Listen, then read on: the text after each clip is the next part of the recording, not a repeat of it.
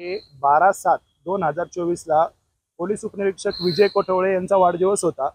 सदर त्या वाढदिवसाला हे माजी सैनिक आहेत, हे मुळाण्याचे उपसरपंच आहेत, आम्ही सर्व आणि इतर ग्रामस्थ शेतकरी वर्ग, पोलीस पाटील असतील, इतर प्रत्येक गावचे जवळपासच्या गावचे पोलीस पाटील होते, सरपंच होते, उपसरपंच होते, हस्तेदुमालाचे जनार्दन वाघ हे पण होते। आम्ही सर्व असे तिथे गेलो। सरांचा बर्थडे सेलिब्रेशन करायचं होतं आम्हाला, परंतु सरांनी विरोध केला होता की यार माझा बर्थडे इथं सेलिब्रेशन करू नका। पण म्हटलं नाही सर, तुम्ही आमच्यासाठी जी कामं केलेली आहेत त्यामुळे आम्ही तुमचा बर्थडे साजरा करणार, असं आम्ही त्यांच्याकडे आग्रह करून तो बर्थडे तिथे सेलिब्रेट केलेला ॲक्च्युली त्या दिवशी। आणि त्या गर्दीचा फायदा सागर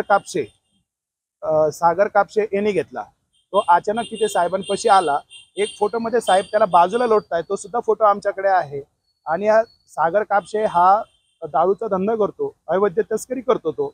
आणि त्याच्यामध्ये काय झालं की सर, मी कोटवळे साहेबांना केक भरवतो आहे आणि त्याच्यामुळे माध्यमांमध्ये असं दिसून येतंय की रोशन मेदने हा दारू तस्करी करतोय।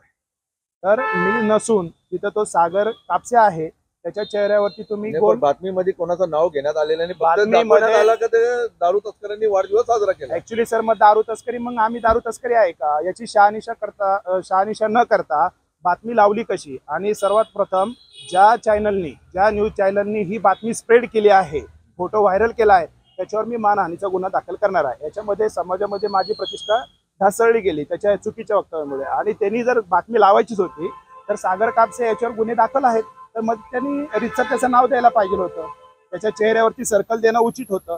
ते न देता आणि केक मी भरवतोय, आणि म्हणजे जो पण बातमीदार होता त्याला माझ्यावर एक तर खुन्नस असेल किंवा कोटवळे साहेबांना घालवायचं होतं। कोण होतं बातमीदार? जो बातमीदार कोण आहे तो माहित नाही आम्हाला ॲक्च्युली। आता त्यांनी जे गुपित फोटो व्हायरल केले ते एक ना एक दिवस समोर येणारच आहे। पण दारू तस्कराची एवढी हिंमत कशी काय की त्याच्यावर कारवाई होऊन तो पोलीस स्टेशनला येतो प्रियताईचा वाढदिवस साजरा करण्यासाठी? ॲक्च्युली त्याने असं बघितलं असेल, त्याचं इंटेन्शन असेल की साहेबांनी माझ्यावर 15 दिवसापूर्वी रेड केलेली आहे, त्याच्याकडे 25-30 हजाराचा माल साहेबांनी हस्तक्षेप केलेला होता।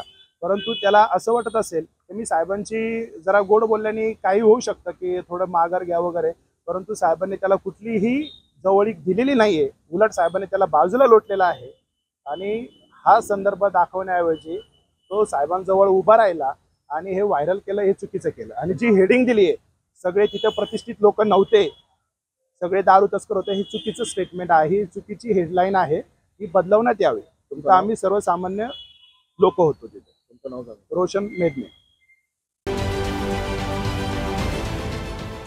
देश विदेशातील प्रत्येक घडामोडींचे लाईव्ह अपडेट मिळवण्यासाठी आता साम टीव्हीच्या सर्व सोशल मीडिया प्लॅटफॉर्मला लाईक, फॉलो आणि सबस्क्राईब करा। तसंच सर्व नोटिफिकेशनसाठी बेल आयकॉन प्रेस करायला विसरू नका।